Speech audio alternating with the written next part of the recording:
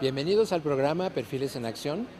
Esta tarde nos encontramos en el Museo de San Carlos con la maestra Lidia Romero, que bueno, en este contexto se ha presentado Nina, la versión de intervención en un espacio como este, que es un museo, pero bueno, en el origen propio de la versión escénica, te vimos en la sala Miguel Covarrubias.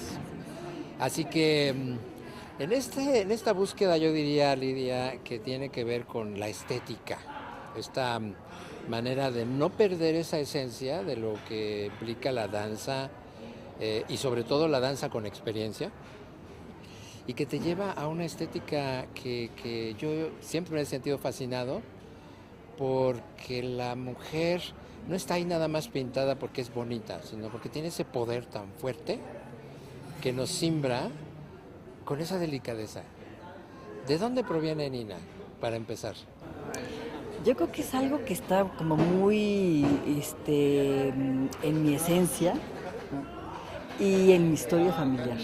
De pronto yo me pregunté hace unos años, con esto de que va uno creciendo y madurando y envejeciendo, ¿por qué hago lo que hago? ¿De dónde vienen como estos impulsos, como de este gusto por el diseño, por la composición, por el mundo de lo femenino, por lo urbano, y por qué soy como soy, pues, ¿no?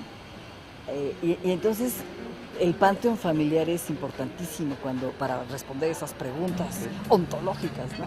Entonces, hay varios personajes, por supuesto mi madre, ¿no? Pero también mis tías, como la mirada infantil, ¿no? Mía, en este caso, observaba cada detalle de cuando se maquillaban mis tías, ¿no? De cómo lavaban sus medias en la noche para que estuvieran limpias y irse a la oficina el otro día, de cómo lavaban el pañuelo y lo pegaban en los azulejos del baño para que estuviera planchado el otro día. Yo me acuerdo que las tías iban a trabajar en su democrático camión al centro. Esta tía en particular, Nina, era secretaria de la Suprema Corte de Justicia de la Nación y se iba de guante, sombrero y bolsa, de que hacía juego con los zapatos, diario diferente a trabajar. Entonces ese mundo de ese cuidado estético, como tú lo mencionas, del mundo femenino, del cuidado de la ropa, del detalle, del arete, de esto, ¿no? De la higiene. Rosa, mi hermana y yo veíamos a la tía, cuando mis papás se tenían que ir de fiesta, nos dejaban a dormir en la casa de los abuelos. Y entonces Nina nunca se casó. Entonces tenía 2 camas matrimoniales y en una Rosa y yo dormidas. Y en la mañana veíamos todo el ritual del arreglo femenino, ¿no? Los frasquitos, las cremas, los espejos, los peines. Luego abría sus cajones y estaban perfectamente arreglados, dobladas, cada una de las cosas por colores. Entonces a mí eso me fascina, ¿no? Claro. Y creo que no dejaré el resto de mis días de hacer homenaje a todas esas esencias que me forman, ¿no? Que son parte mía y que me impulsan a hacer cosas. Claro. Y que además, bueno, al final uno puede ubicar a la femineidad como esa parte de lo delicado, pero considero que también tienen esa fuerza dentro de esa aparente ligereza, que no lo es para nada, de tener una por presencia muy fuerte, por un lado, y por otro esta elaboración coreográfica.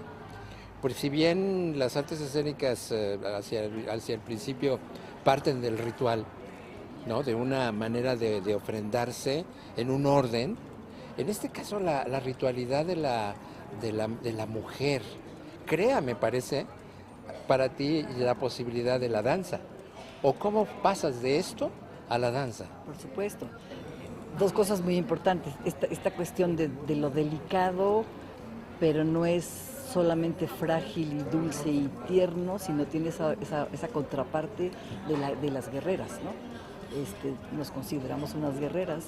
Y esta obra, Nina, habla mucho del empoderamiento de la mujer a través del siglo XX.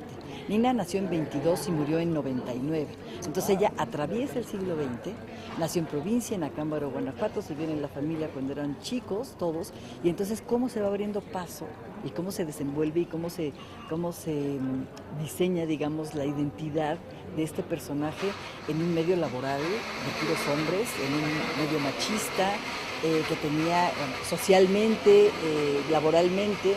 Nina viaja a Europa varias veces, muy joven, se va en el Queen Mary, ahorra su dinero que gana trabajando en la Suprema Corte, y entonces cómo se desenvuelve y cómo se empodera un personaje femenino que paralelamente con el desarrollo del país, del México posrevolucionario, ¿no? Cómo cambiamos los tractores por los Cadillacs, cómo se viene esa migración del campo a la ciudad, cómo se va industrializando el país, ¿no? López Mateos y lo internacional. Entonces todo eso sucede, es el entorno, digamos, el contexto donde Nina se desarrolla, y junto con ella todas las mujeres del siglo XX que son nuestro antecedente. Bueno, pues al final, como ante, vamos a decir, el siglo XXI, mujeres del siglo XXI, ¿cómo lograste tú entonces reconectar esto?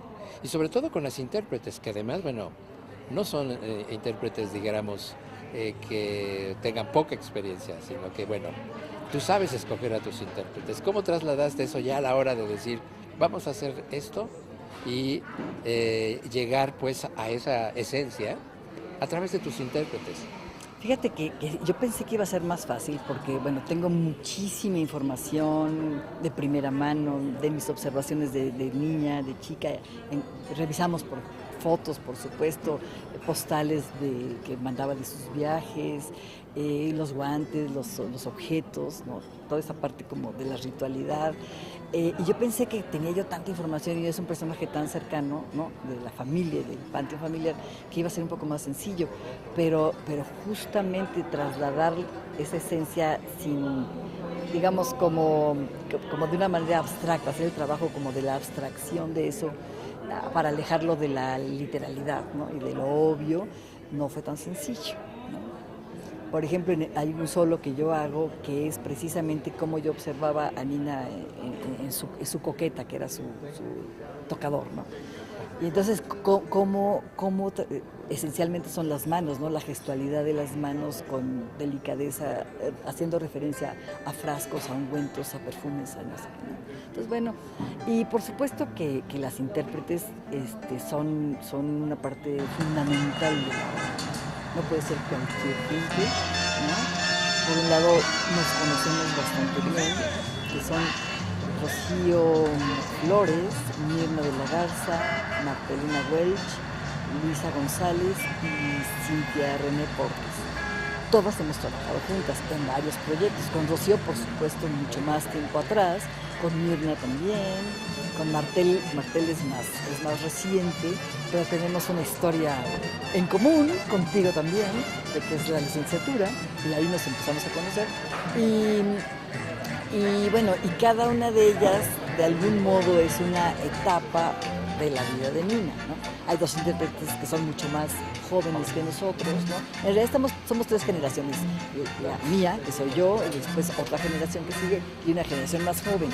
Entonces, ese rango como de edades y de experiencias le da mucha riqueza a la obra, ¿no?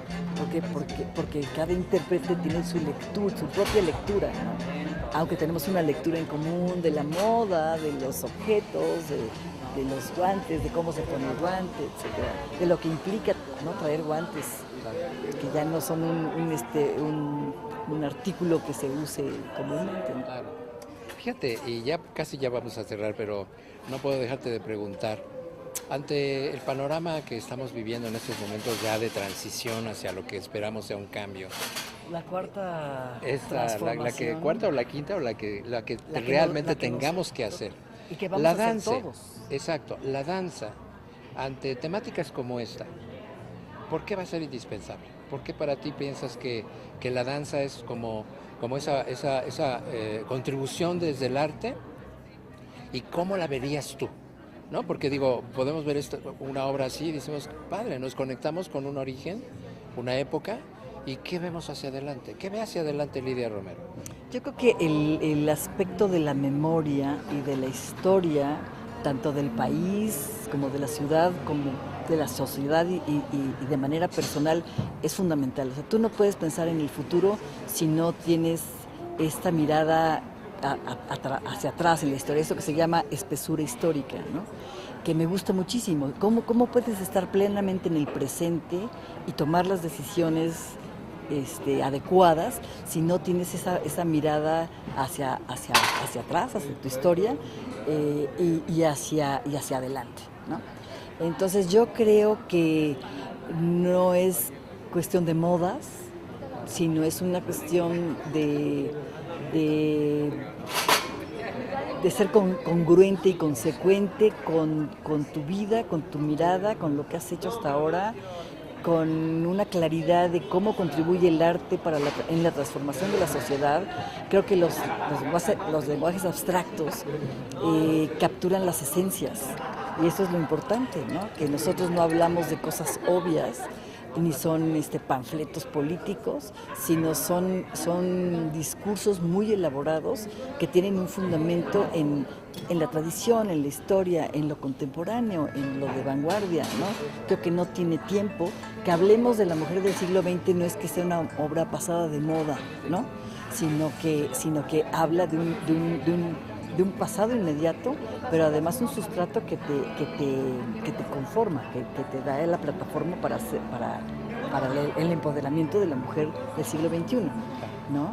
Y por otro lado me parece muy importante que la obra coreográfica y la obra del arte actual pueda permear todos los espacios de la ciudad, de las ciudades. No solamente, exacto, no solamente los teatros que están hechos y concebidos precisamente para albergar las obras de teatro, la ópera, la danza, sino espacios que son de verdad maravillosos y que mucha gente no los tiene presentes, y de pronto si suceden cosas, obras que están pensadas para estos espacios o que son susceptibles de adaptarse a diversos espacios, creo que le van a dar una gran vitalidad y una gran riqueza a la relación de la obra con los espectadores, con el espectador, con los espectadores, con los diferentes públicos, ¿no? Claro. Yo creo que la obra tiene esa misión de ir al encuentro del espectador y propiciar una mirada muy diferente a la que se tiene en un espacio de la cuarta pared, ¿no? Claro, la apertura de la salida digamos, de ese espacio seguro a este tipo de espacios. Y esta es la última pregunta, y brevemente, ¿qué te hizo entonces, por tanto, trasladarte a un lugar como este, y cómo concibiste del escenario de ese espacio seguro a este otro, el del Museo de San Carlos? Mira, desde el principio, desde que empecé a concebir la obra, la pensé para un espacio teatral como la Covarrubias, con todo lo que eso tiene, como arropa la escenografía, la iluminación y las bambalinas, etcétera, etcétera. Pero también la pensé para poderse adaptar, transformar y presentarse casi en cualquier espacio.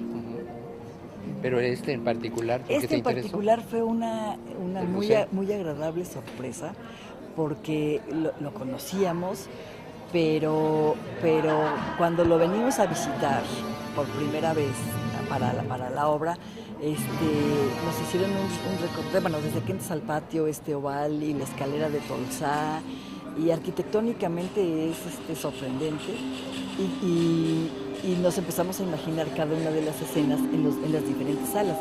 Todavía teníamos la interrogante si nos iban a dejar bailar en las salas, porque tienen unos verdaderos tesoros, ¿no? Quien no conozca el Museo Nacional de San Carlos, de verdad tiene que venir a verlo, con o sin Nina, ojalá les toque de nuevo Nina, pero las obras y la museografía son fantásticas. Sí.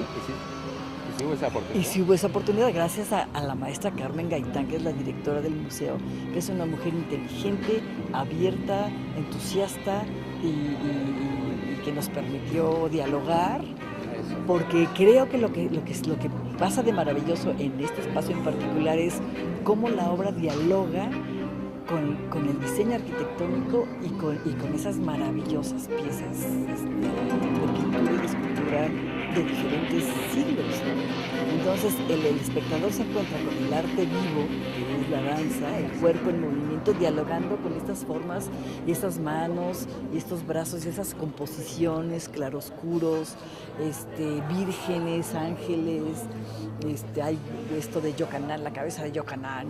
Entonces todo eso como que resuena la historia, ¿no? Y hace una especie como de, que sí, como de, ¿no?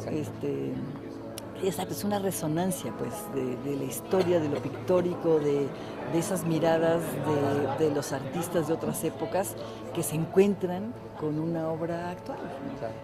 Pues sí, principalmente de diálogos es que está hecho, de respuestas ante otros artes y por supuesto ante una sociedad que nos sigue y que pues está atenta a propuestas como esta de la maestra Lidia Romero con la compañía El Cuerpo Mutable, Teatro de Movimiento. Y que pues se ha presentado aquí también en el Museo de San Carlos, así como en la Sala Miguel Covarrubias, que hemos visto, por supuesto, algunos fragmentos y como culminaremos justamente esta entrevista. Muchísimas gracias, Lidia. Muchas gracias y también.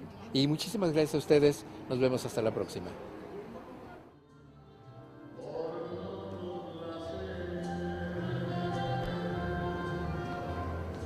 Las